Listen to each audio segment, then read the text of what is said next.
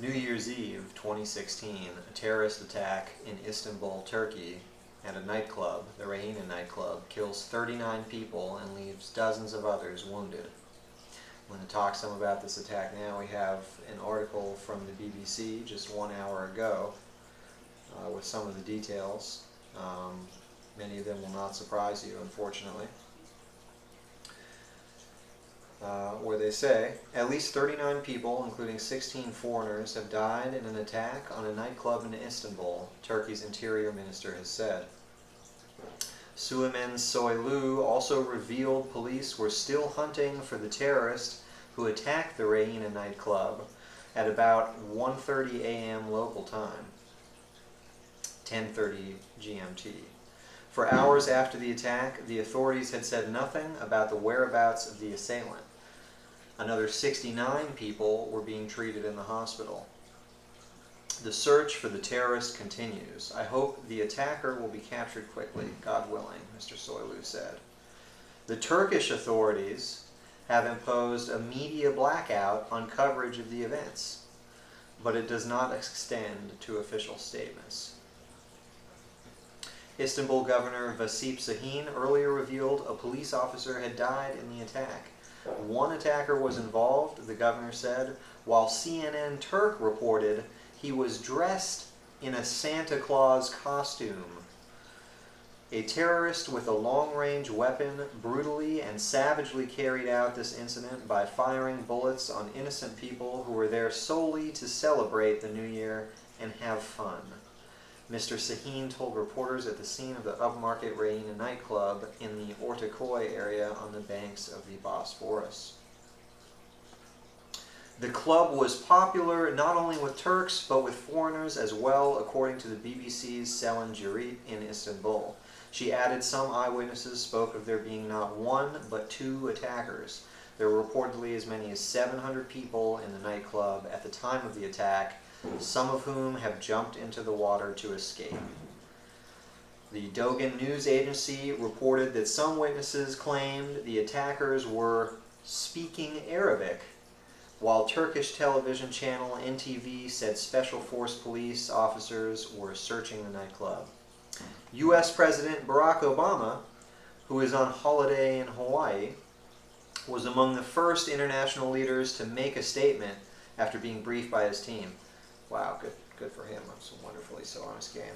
The president expressed condolences for the innocent lives lost, directed his team to offer appropriate assistance to the Turkish authorities as necessary, and keep him updated as warranted, White House spokesman Eric Schultz said in a statement.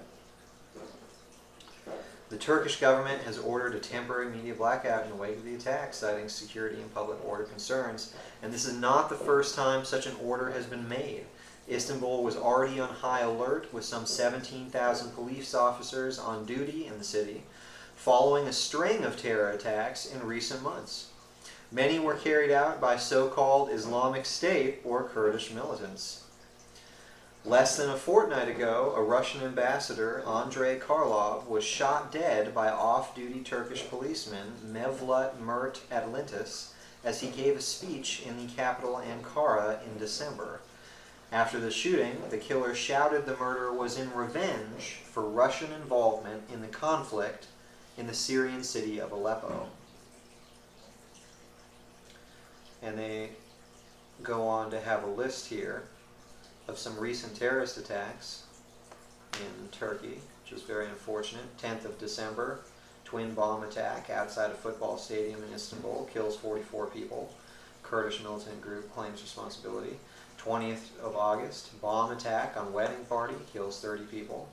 ISIS suspected. 30th of July, 35 Kurdish fighters try to storm a military base and are killed by the army.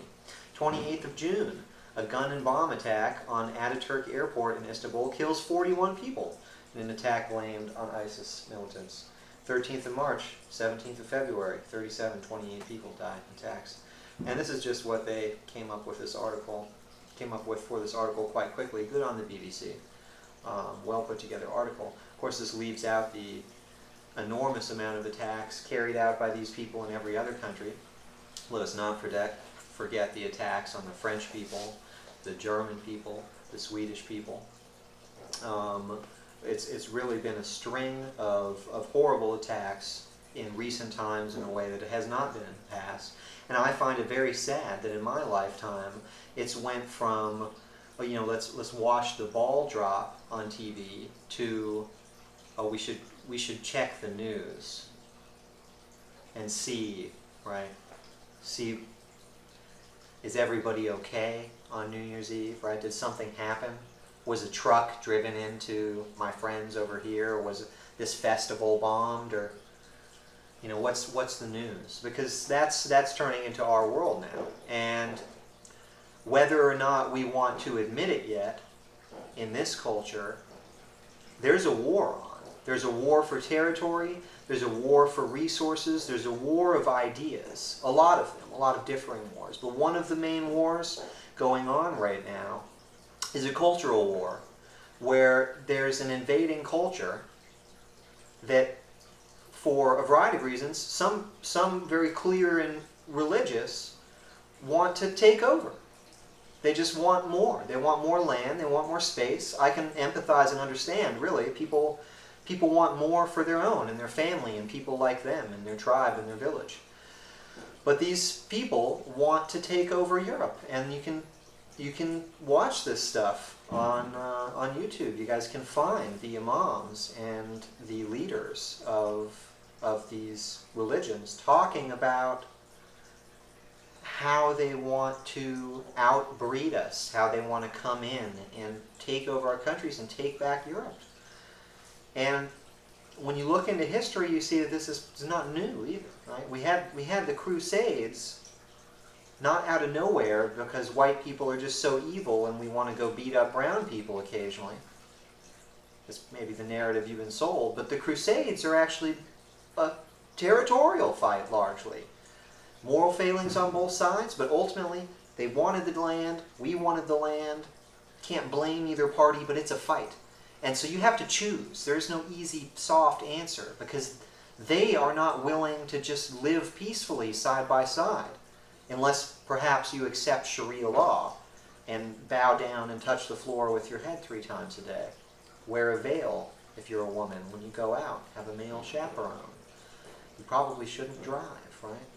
Look at Saudi Arabia. You think this sounds extreme? Please look up Saudi Arabia.